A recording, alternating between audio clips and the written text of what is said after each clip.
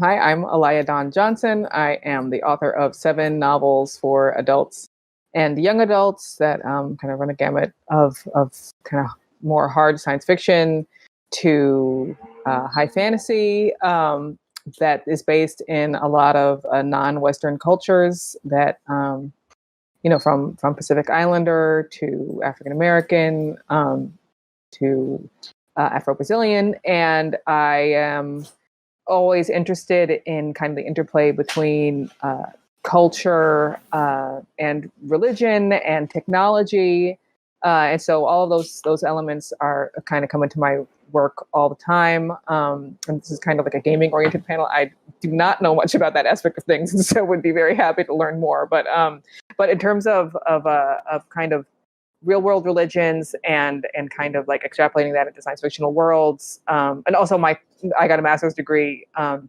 from the National Autonomous University of Mexico. And my focus was on ritual foods and their role in the religious agricultural calendar of the Mexica, otherwise known as the Aztecs in pre-Columbian Mexico. So I definitely think a lot about this topic and how we think of and conceive of religion and its interplay with like daily life. All right, excellent. And do you want me to call you Scott? Scott is fine. Okay, yeah, Scott, go ahead. Okay, well, my name's Scott Huggins, and I am the author of approximately 24 short stories, all the way, like Alaya, from hard science fiction to high fantasy. I've written 2 novels, and got a third one that's just announced to be coming out. So there's that. I have explored a number of religious themes. I've been on panels about religions before as well. As far as gaming, I very much enjoy, especially role-playing gaming, although I'm not professionally involved in it, but I've certainly played and run games in which religion came to the fore.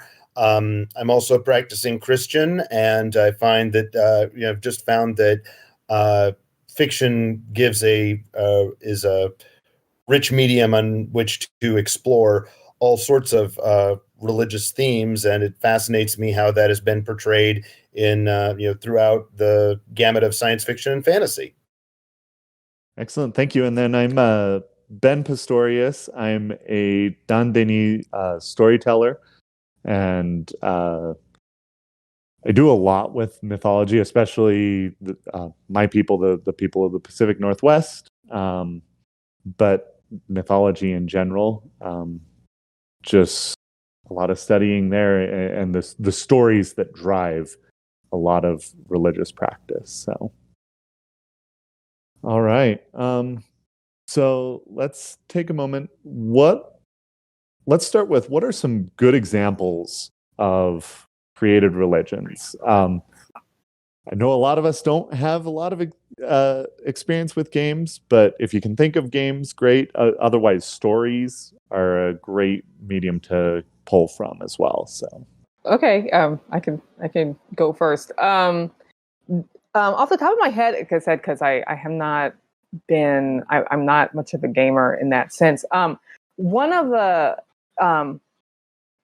a religion that I quite was very fascinated with, I think works really well, and this is actually kind of like an interplay between 2 different religions, is in Sofia Samatar's A Stranger in Alondria, which is just on its own a really brilliant fantasy novel about literacy. The main character is from a society that like a non-literate society, and but has a tutor, and so learns written language in a different language, one that nobody on his home island speaks. And they have, their own kind of traditional ancestor worship kind of religion. But he kind of embodies or understands or feels as if he understands this culture, and, along with the culture, this kind of the religious structure of this world, but in a world that he's never been to. It's kind of like this kind of like distant kingdom, and then he gets this opportunity to travel there, and he knows all of the literature references. He feels like he knows these people, but he gets there and he's a stranger, right? Like everybody is just kind of like, who are you? And he wants to have these deep conversations about kind of like the equivalent of Aristotle or whatever, and everyone's just like, who, what, and so. And what's interesting is that because his understanding of that culture is through literature, and so his understanding of religion is through literature, there is like certain very salient blind spots to his understanding of how to interpret that and how to and so basically you end up with where he's traveling and he has a kind of like deep mystical experience, and to him it's horrifying. It's absolutely horrifying. But everybody else interprets this horrifying mystical experience as that he is therefore been blessed, and he's basically like an angel or a saint. And so like all of this kind of cultural weight is borne upon him, and his understanding of it really, for all that he's kind of studied that world, is not the same as actually being there. And so there's a really, really interesting like interplay between how like an insider view of a culture and its religion and an outsider one, and how a lot of times you can have people write about their religion in a way that is not like it's untrue, but it doesn't get at all of the ways that people who are living it. There are certain aspects that you wouldn't write down, or you would write down in like really oblique ways that he didn't quite understand. He'd heard references to these saints, but he had no idea like what it was that actually made one. And so when he ended up having that experience, he was just, bowled over. And so the course of the novel is really like him coming to terms with like their interpretation of it, and like maybe how his own culture would interpret this particular experience. And I really enjoy it because of the way it gives us this lens into how religious experience, it isn't just like a system. It's a really lived way of being, and that different people coming into that world or that culture, because of course the religion cannot be separated out from the culture in which it's operating. Both of those things are so. They can be so hard to navigate, even for someone who feels that they're extremely familiar with it. So I just really enjoyed that. I thought it was incredibly well done. There's all sorts of other stuff happening, but like that particular conflict, really it's the heart of the novel. And I found that like so intriguing and refreshing, because it is not, it's often, especially in high fantasy, which I think that kind of technically is. I mean, it's not all that common to have religion. It can be very important, but it can be important in a kind of backdroppy way, or like, now I get this power, not like the actual kind of like deeply fraught cultural experience of like getting somewhere and suddenly realizing that like what you thought something was not really what it was. I'll jump off of that if I could, because I find it interesting that the example you brought up is it's not a novel I've ever heard of, although now I'm interested in reading it. But one of my favorite portrayals of a religious experience is in Lois McMaster Bujold's The Curse of, and I pronounce it Halion, but it might be Chalian. I'm not sure how she intended that word to be pronounced. The Curse of Halion, where the protagonist, who is a middle-aged man who's been through just a whole bunch in his life, he's been nominally religious his whole life, but not really pious. And all of a sudden, gets to a point where he has to do a magic ritual, which he fully believes is going to result in his own death. And he not only survives, he comes out of it actually a saint. And it's absolutely bloody terrifying to him to realize that this is all real, that the gods have actually reached down and touched him, whether he likes it or not.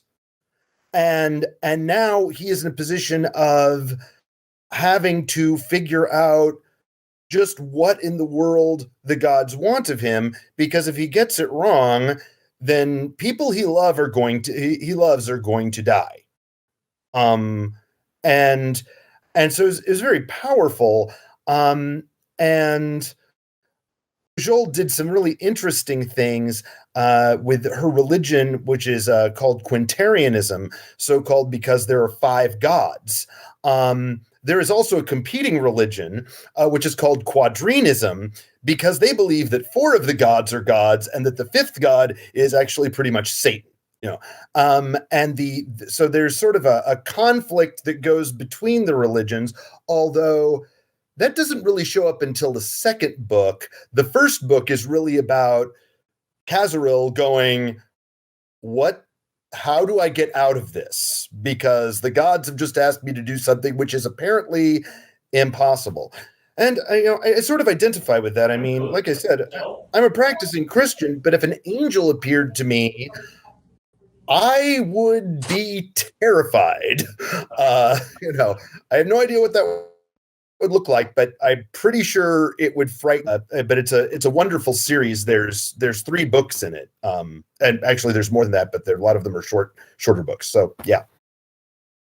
Excellent, thank you. Yeah, I love both of those examples, and I love what you were talking about, Alaya, with the closed off practices. Like that's something that I, being Native American, a lot of our practices are closed off, and there's a lot of that distance that people coming from the outside don't get to see. I'd say one of my favorite examples is Ursula K. Le Guin.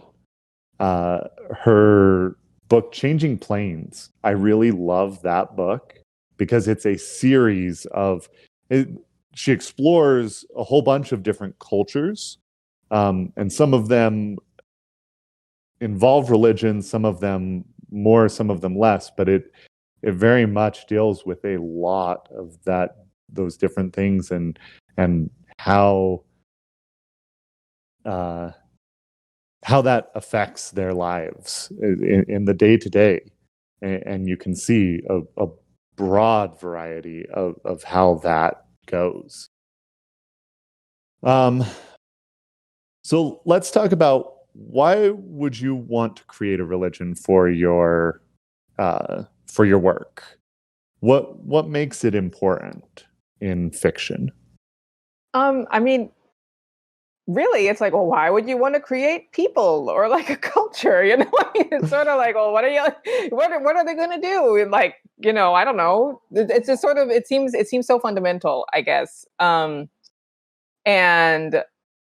yeah, I guess, the kind of, no matter where you are. I mean, and also, I feel like first it's important, I think, to kind of be expansive in our understanding of what religion is, because certainly it does not always look in all places the way modern Christianity looks in the United States, right? I mean, certainly it doesn't always look like that, and it doesn't always look like maybe the sort of traditional fantasy novel idea of there's like a pantheon, a relatively limited pantheon of some like clearly defined number of gods that have clearly defined roles and avatars, and we kind of sort ourselves among those gods, and like that's religion. I think real like lived religion, and by this I'm like spiritual thought, kind of mysticism, of all of those, that kind of mode of human thought that is about kind of trying to like go beyond our limited perspective, that is about connecting to the numinous, connecting to some kind of greatness beyond ourselves, right? Now that I feel you basically can find across cultures, across times. But how it organizes is really different. And I think that it's important to create, because in a lot of ways it's hard to impossible to understand a culture, and certainly to like create one that is going to have like depth and believability if you are not dealing with how this culture relates to the numinous, to things beyond our kind of limited scope.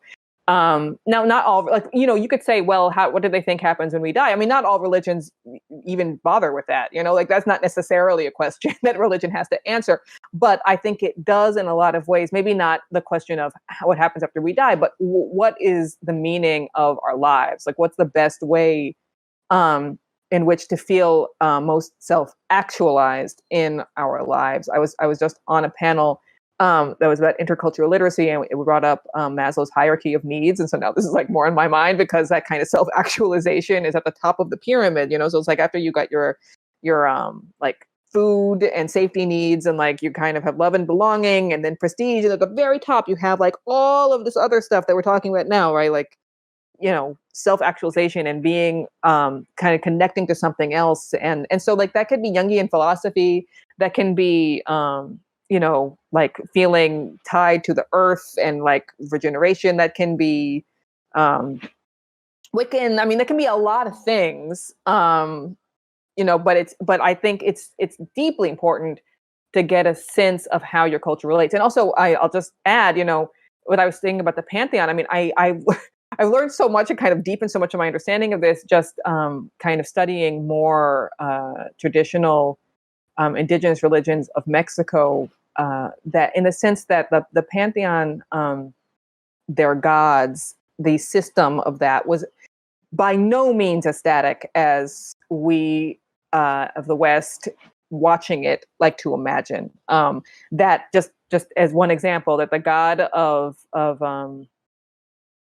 of fire, which is also the old god, is also, a god with like a ton of symbols of water.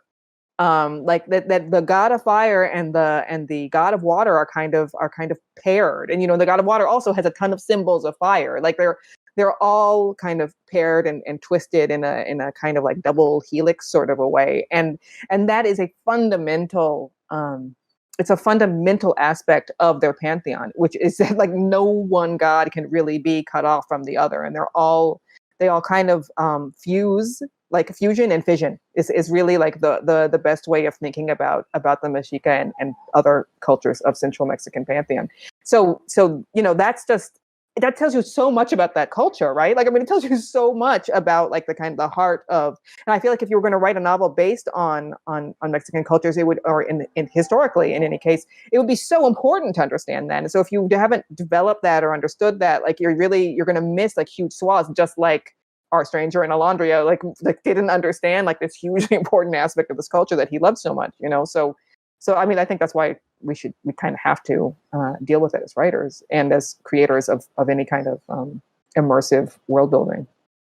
Yeah, absolutely. I think that's one of the things I absolutely love about mythology, is we like to think of, oh, there's a canon, like even Greek mythology. People think, oh, there's a canon of Greek. There's not a canon of Greek mythology. A lot of what's there disagrees with each other, and it depends on when and where you're looking, and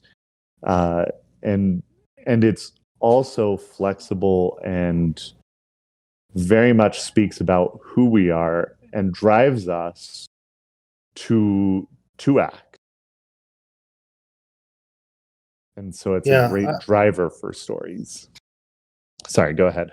No, I'm sorry. I think I almost interrupted you. And but no, I was going to generally agree with what you've been saying. The yeah. And now I'm totally losing my train of thought. All of a sudden, I was going someplace with this. The drive for people to, as Alaya said, value the numinous. Sometimes, in stories, they, the stresses that the characters are under. Because let's be honest, when we're doing, science fiction and fantasy is often about people finding themselves in high stress situations, sometimes that they never imagined they would be in. And that can both realistically either drive people away from consideration of the numinous because, hey, right now we're trying to stop the ship from, going in, colliding into the atmosphere of the gas giant planet and burning us all up. So, we'd like to pray after that's done, please. And sometimes, of course, it drives people right into the arms of questions like, hey, maybe it would be a good idea to find out what happens after we die, because that's about 5 minutes from now. And that's a pardonable reaction to that question. And what I was thinking while you were saying this is, one of the things that frustrates me sometimes about the portrayal of religion is when, or the supernatural, is when you've got somebody from a culture that in some sense should be asking the questions they aren't. I mean, just to take an example off the top of my head, Buffy the Vampire Slayer routinely goes up against demons and the forces of darkness and vampires and everything. And at no point does she ever say, but aside from holding up a cross, which happens fairly regularly, at no point does she think, maybe I should get spiritually right with God. Maybe religion, maybe becoming religious, or more pious might actually help me with these things. And it's not that I think that I'm not saying I think that she should become a Bible-thumping, born-again Christian. That's not the point. The point is she should ask the question. The answer might very well in the Buffy-verse be, no, that's not going to help at all. But it does frighten me when people are like, we're being chased by demons, and nobody ever goes, a priest, perhaps? Bible? Do we have a Bible anywhere around? I mean, at least we should hold it up and see if the demon goes, or just goes, that's BS, I'm still coming for you. Oh, whoops. I just destroyed. Sorry about that. Camera went away. All right. So, that's where I start to see religion being done badly, is when people will ignore things that I kind of feel like no sane person ought to ignore. I mean, like I said, even though I'm a Christian, if I actually found myself face to face with a jinn out of Islamic theology, I might reach for a Quran, or at least wonder, or I might consult an imam and go, what does your people say about this? Because this is outside my zone. Right. No, I know exactly what you mean. It's one of those things where I've often felt exactly that frustration. Like, you seem to be unaware that there's a lot of implications to what you are confronting. And you are not at any point interrogating these implications. I understand that, like, in the midst of the actual demon attack, you might not be like going out and bringing out your Aquinas, but like just after that, like maybe you could take a look and say, okay, I need to figure this out. I mean, and Buffy definitely does not do it. They just don't get into it. Even when she goes to heaven and comes back, it's still kind of vague. Yeah. And like, I'm still, and as you point out, I'm like, why is it still vague? Like, I mean, I kind of get, like, oh, I don't want to get bogged down, but at some point I'm like, okay, listen, if you're going to use all these trappings, you kind of have to like put your stake in the ground at some point, like what does this mean? Like, what are the limits of what we can understand? I mean, show I feel, that attempted to do that a little more is Supernatural. I mean, I stopped watching Supernatural after season 5, so I could not tell you what like the next 10 seasons did with it. But I do feel like, at least they kind of, they did kind of make it a little clear. Okay, there are angels and there are demons, and this is like a more or less kind of like, Christian-ish worldview with like some other things around the edges, but the kind of that makes makes room for a lot of different faith traditions, but it's more or less like just to have as many monsters as possible. But I do feel like at the very least it did make a few more gestures to that kind of thing. But I don't know if it's like the kind of inveterate world builders in us, but I never feel satisfied unless they manage to really like sit down and say, yes, this would imply the other thing. Like, I'm not, you know what I mean? Like, so how, I don't know. I don't know how there is a devil, there really ought to be a God, or at least a real good explanation for why there isn't one. Exactly. And I think people should just like, maybe let's like take the bull by the horns and talk about it. Maybe just like have this conversation. Maybe the answer is not very clear cut, but it is weird when you have season after season and they don't ever actually deal with it. Yeah. One of the things I realized that, so this of course is supposed to be gaming, and one of the places where in games that this starts to frustrate me, and this kind of goes back to what you were saying earlier about that it's so many religions, And I mean, I would say this even applies to religions we think of as cut and dried, like Christianity. When you really look at certain things, it's not as cut and dried as the majority perception of it seems to be. And this kind of leads to what I tend to call the Paladin problem. The Paladin of the D&D party is also supposed to be this stuffy, stick up his butt guy about, you must always be moral. He's almost like a comedy inquisitor type. And I always kind of feel like I'm tired of that trope. I mean, if we're really going to assume that religions grant people powers, I mean, where's the Paladin who's the shrine and says something like, okay, can I have a dispensation to like work with some evil characters because this is like for a greater mission and this is important, and get sort of, I mean, Muslims during Ramadan, if they're on active military service, that's like understood that you can't keep it, and there's an excuse for that. I kind of like to see a little more flavor of that in the gaming rather than pretend that a religion is a book of rules put together by a high school principal with a stick up his butt.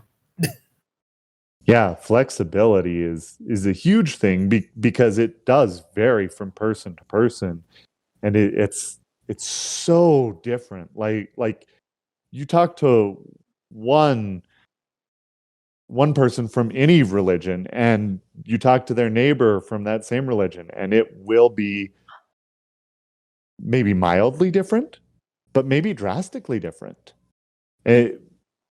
Because it's just different experiences with how they relate to their religion. Yeah. So when creating a religion, what elements might you want to be considering as you're trying to put that together for your game or story? Well, I mean, I think that you have to ask yourself things like, does this religion have commandments? Is there a moral code really that and what is it that followers are expected to do? Is it radically different for, say, holy men and women or priests versus the average lay worshiper, or not? Is it so there's the demands, and also of course there's a consequence. I mean, what does it mean if you choose not to follow this religion? Is the religion supposed to be for everyone or just this one group of people? Is not following you going to put you in hell, or is it just going to get you ignored? Why in the end? One of the things I teach high school, one of the things I have trouble sometimes getting across to my students is like, not all religions promise that there will be an afterlife. Not all religions promise that there will be spiritual blessings. Not all religions are even all that concerned with things that traditional Christians would consider things of the spirit. It's like, you make your sacrifice, you obey the basic commandments, the crops grow. That's it. Yeah, that's where that's one of the major things about this. It's not, will I go to heaven or will I go to hell? No, everyone goes to hell in this particular belief system. It just might suck a little more if you're a horrible person. So all of these things should at least be thought of, even if the answer is that doesn't matter. Yeah, I definitely really think first and foremost about the historical and cultural context of the religious system. I feel like that's sort of the absolute kind of like basic building block of any kind of like created religion or historical. And when I say history, obviously if it's a fantasy world, it's your own made up history, but that's still important because it's really relevant to know if the dominant religion in your society is a religion of conquest, if it's a religion of evangelizers, or if it's a kind of more I was like homegrown, but like a more indigenous religion. And it's a religion that like kind of comes from the traditional and local traditions and is more specific to the people and place and time there in a way that when a religion is kind of used in tandem with conquest, it is very specifically kind of divorced from a lot of that specificity and locality in order to be spread, and so that's a huge it's a huge portion of the history of Christianity in the Americas, I mean, and all of its various forms. Obviously, it's not in any way homogenous even then, right? But much more so than the heterogeneity of religions that they encountered, of the various, it's certainly not to say like, there is Christianity and an indigenous religion. I mean, like, no, there's a lot of different religious systems, some of which are complementary, some of which are kind of maybe exclusionary, have different bases. Like as the Mexica, a lot of their religious system is explicitly based on corn and its agricultural cycle.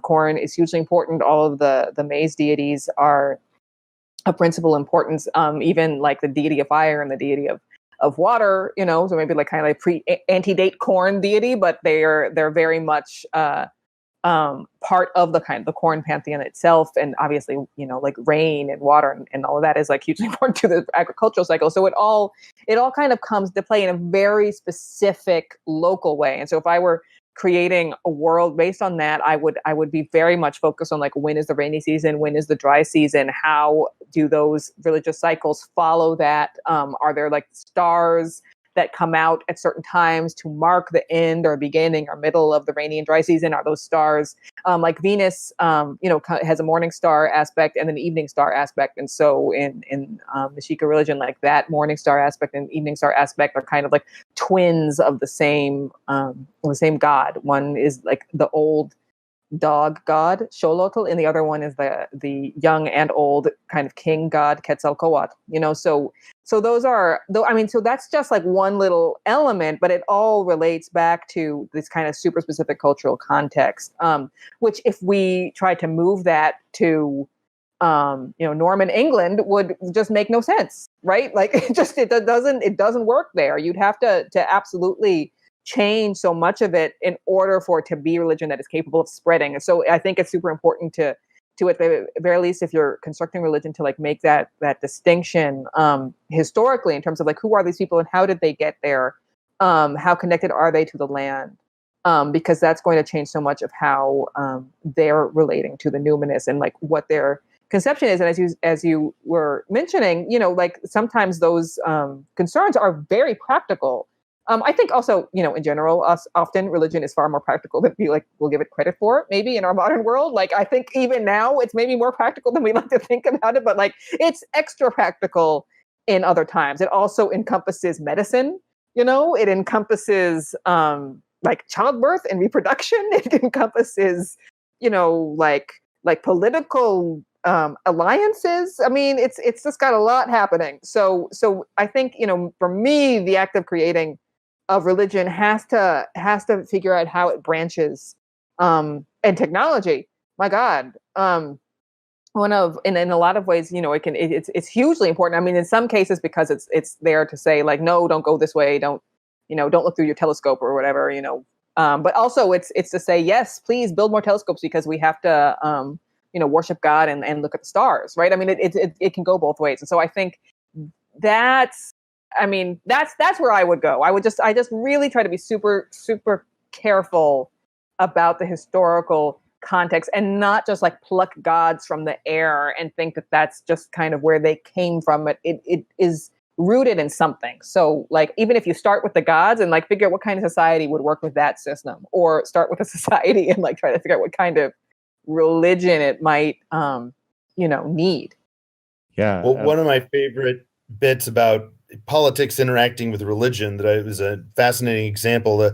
The ancient Chinese back in the Shang dynasty used to worship a god, a creator god called Shang Di. And Shang Di was, I mean, in a sense, he was a person, in the same way that the God of the Hebrews and the Christians is a person.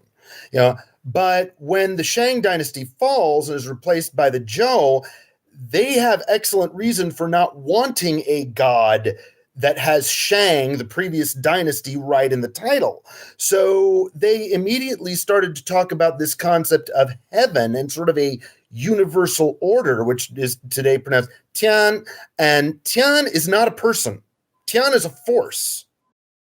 Because essentially the Zhou wanted to reimagine a force that would allow them to stay in power if they obeyed the rules, and not the possibly vengeful Shang Di who would like to see the Shang return. So you can see concerns of state and politics very much molding Chinese religion in a profound way during that time in history. And that's certainly something that should at least be thought of in as you say, when you're making up your own history, how do these things interact? Yeah, absolutely. I mean, Pacific Northwest, that, you talk about starting with gods. Sometimes there's not even really starting with gods. There's kind of a creator, but it's just a general idea. And really, most of the stories and most of the land was created by culture heroes, just really powerful beings that, maybe were running away from a boulder and it ended up shaping this river, or different things like that. And so you've got to really consider, I guess, what kind of stories they're telling from all of that, because the stories that they're telling about this history and how it relates to them is going to be very important for them as well. It's going to shape how they think about these things and how they really get into it. So we're running low on time. I want to get to some audience questions, but before I do, I really want to get into what are some pitfalls that you want to avoid when going into creating a religion for your story or game. I'd say too much simplicity, or like too much. All right, why don't you go ahead, and if we get her back, we can. I'll yield as soon as we get her back. Look, she's like back. We got her back. Oh, you guys froze, and I was like, am I talking? Can anyone hear me? What did I say? Unfortunately, no. No. You just started. You had said too much simplicity, and then you froze after that. Oh, okay. So yes, basically that things are too pared down. There's a feeling that I get from a certain kind of epic fantasy novel that does kind of consistently bother me, where there's such a, it's so pat, the religious system. It's so kind of universally understood. Oh, did I freeze again? Well, your voice is still we there. Can still hear you. Or we could just up until that point. Okay. Well, I agree with what I did freeze again. Oh no, there she's back again. No. Oh no! We can hear you if you can hear us at all. She's gone again. All right. Okay. Well, I'm gonna jump in. No, I'm not. All right. Here we go. Nope. Oh, now she's totally gone. Oh dear. All right. Okay, so I was going to say that one of the things that is frustrating sometimes when I hit descriptions of a religion is in a fantasy world, it's very easy sometimes to go, here's someone who really doesn't like Christians, or here's someone who really doesn't like Muslims. Or sometimes, to be fair, I've read Christian fiction. I was like, here's somebody who really hates atheists. My feeling is,